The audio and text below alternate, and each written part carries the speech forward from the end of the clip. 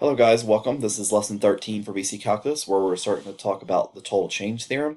And I just want to say really quickly that the total change theorem is just the fundamental theorem of calculus rewritten. So if you look at the fundamental theorem of calculus, we learned in the previous lesson that if I integrate from a to b, the definite integral from a to b of some function f of x dx, right? It's a derivative function, doesn't really matter what it was. And then if I were to integrate this, I'm going to have f of b minus f of a, right? That's the fundamental theorem of calculus. You integrate a value, so if I were to integrate from 1 to 3 of the function x squared dx, I would then go ahead and integrate this as x cubed over 3, and I would evaluate that from 1 to 3, right? I would go ahead and say, all right, well, let me go ahead and plug in 3 minus 1. And so this is going to be what f of 3 is going to be minus f of 1. So fundamental theorem of calculus, very straightforward. So the total change theorem actually says that we're looking on the interval from a to b, right? We're looking on the interval from a to b. Let me move f of a over here. So I can say that f of a, which is where my position is initially, plus the rate of change, total change actually here, of my function is going to be equal to where I end. And that's the total change theorem right here. So this is our initial. Where are we? This is our total change. And more specifically, our total change over the interval, right? Over the interval from a to b. And so if we start somewhere at a, we have a total change between a to b, then we have to have our final. And that's it. So total change theorem is really just rewriting the fundamental theorem of calculus in this fashion right here. So if you guys look back at this particular part, that's exactly what you see here. So our final result is going to be equal to the initial result plus whatever rate of change that we have. So taking that into account, and again, it's the total change theorem, and taking that into account, it says the graph of y is equal to f prime of x, which is the derivative of x, is shown below. And so it's asking us, if we know f of 0 is equal to -1, then what's f of 1? This is a classic question. Well, I know that the integration from 0 to 1 of f prime of x dx is equal to, based on the fundamental theorem of calculus, f of 1, right? When we integrate f prime, we get f of x back. So f of 1 minus f of 0. So then f of 1 is actually just going to be equal to f of 0, which we actually already know. It's going to be -1, plus the interval from 0 to 1 of f prime of x dx, which is our total change. So our total change of our interval. And what we can do now is figure out what this value is by figuring out the area underneath this curve. On the interval from 0 to 1. So that's the first thing. So we can find the area of this nice green triangle that we have. Or we can do something else and find this line, the equation of this line, and we can do this line minus our x-axis. And we know what the line is. We can find this equation because we're given 2 points. We're given the point 0, 5, and we're given the point 1, 1. So voila, now we can just say that since we're given these 2 points, which is 1, 1 and 0, 5, I was able to find the slope, which we get as -4. I was able to put it in point slope form and find out that the equation of this line is actually going to be equal to y equals -4x plus 5. So then over here in my problem, I can now say that f of 1 is going to be equal to my initial, which is -1, plus the integration from 0 to 1 of our function. And usually they're going to give you the function. They're going to tell you what the function is. They're not going to ask you guys to do that. So they're going to do the function. So once we get this, we can start integrating our function using the fundamental theorem of calculus, right? So -4x is going to be integrated as -2x squared. 5 will be integrated as 5x, and we're going to evaluate that from 0 to 1. You guys know from the previous videos and from the lessons for fundamental theorem of calculus, you can actually use your calculator to math 9 to actually give you guys these values pretty easily, but this is a non-calculator problem.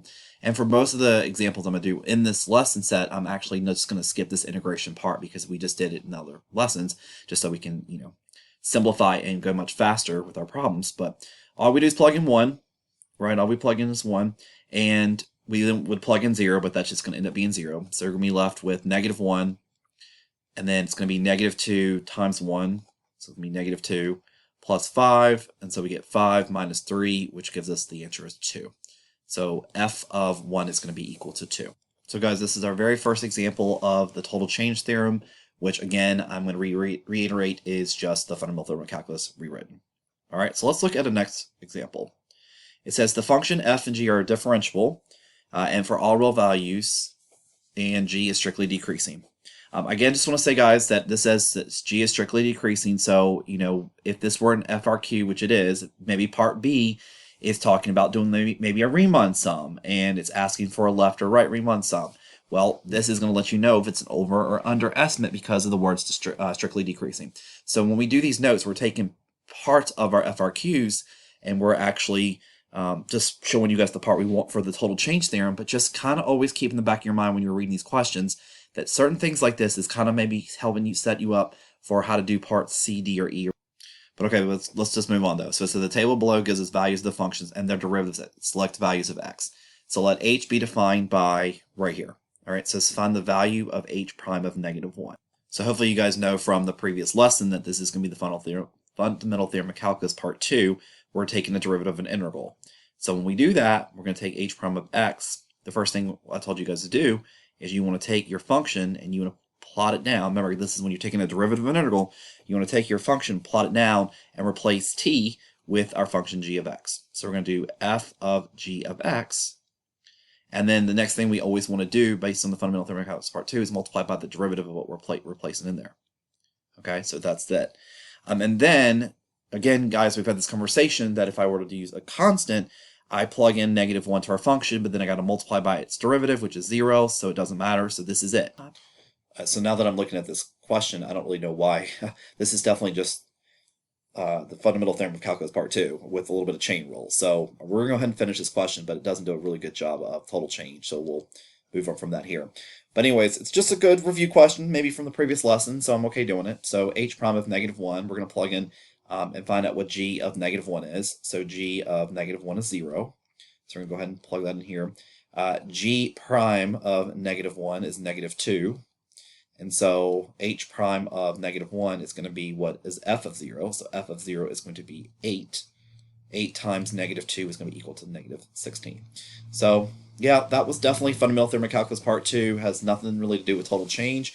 So I guess it's just like I said, it's just a good review question for us. So let's move on to question number 3, which is a much better way of showing you guys the total change theorem. Okay, so question number 3 says the rate of change of people waiting in line to buy tickets at a concert is given by this function right here, and for the interval from 0 to 4. It says 800 people are waiting in line when the box office opens at time equals 0. So this is our initial amount. So it's basically saying that W of 0 is going to be equal to 800, right? So that's the initial amount here. But what's really important and somewhat irritating with these questions is to read what the question is saying here. So the question says, which of the following expression gives the change in people waiting in line when the line is getting shorter? We do not care at all. We do not care at all about what's happening initially.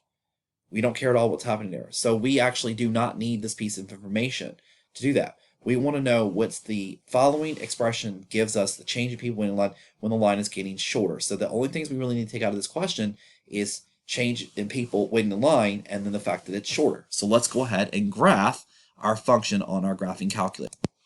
All right, guys, so I went ahead and put in our graphing calculator our function, and I went ahead on the Windows page, go ahead and change it from 0 to 4. And, sometimes I like to see what the graph is before I worry about this, but remember, it's asking us where it's the shortest. So when we graph our function, we're looking at 2 key points, which is good that it shows us here. So right here and right here. So remember that when we're looking at these problems, we want to find out the value right here, and we want to find the value right here. And so using our good old calculator, we can actually find the zeros, which is exactly what we did here. I don't need to show you guys that in the calculator. So we found a 0 at 1.48. And so if you look at the actual problem itself, you can see that 1.48, 1.48, 1.48. So clearly these are not going to be the right answer. I've already talked about the fact that we do not need the initial because this is just the total change of people waiting in line. That's the integration. That's that part of your total change theorem. That is right here. That's what this is. That's what this is. It's what's happening over a course of time. So all we care about is the expression that gives the number of people waiting in line and where it's getting shorter, which is why it's underneath the x-axis. So we're going to use not this one. And so if we were to look at the zero of the other function on our calculator, so if we were to go and look at this value right here, it would be 3.73. What I want to tell you guys is that when you're doing this, when you're going to find the total change, it does not matter the notation. I really just want this function. This is the function that we are integrating. This is the function that gave us these values. So it doesn't matter if it's w prime, f, it does not matter. This is what we are going to be integrating. This is what you would use your calculator for. So your answer is going to be B because it's listed as wt. This is w of t. So this is the faster way of doing it. This is a correct way of doing the problem, but that's all that you do. And the other thing I just want to tell you guys really quickly is that notice that the function is telling me it's a rate of change. So it's already, so I always tell students to think about it like, so since this is already a rate of change, this is kind of like a first derivative. So again, notation doesn't matter. This is a first derivative, but more importantly, let's just think about it visually one more time of what was on our calculator. So we know that at 1.48, our graph started going underneath, again, our rate of change started going underneath our x-axis, and then at 3.773, it started going back above it. So the total change in this actual picture is negative.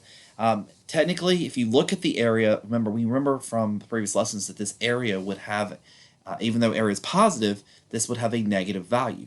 Well, our rate of change is then negative, therefore the amount of people that are entering our line is actually getting less because our rate of change is actually negative. So less people are entering our line, therefore our line is getting shorter. And that's a really good way of thinking about what rate of change is. So if area is underneath the x-axis, again, the area itself is positive, but the value is negative because our rate of change, our total change, is actually going to be negative, which means less people are coming into our line. So that is it for this lesson. We're going to continue on in the next video with more total change with particle motion. So I know we're excited about that. So I'll see you guys in the next video.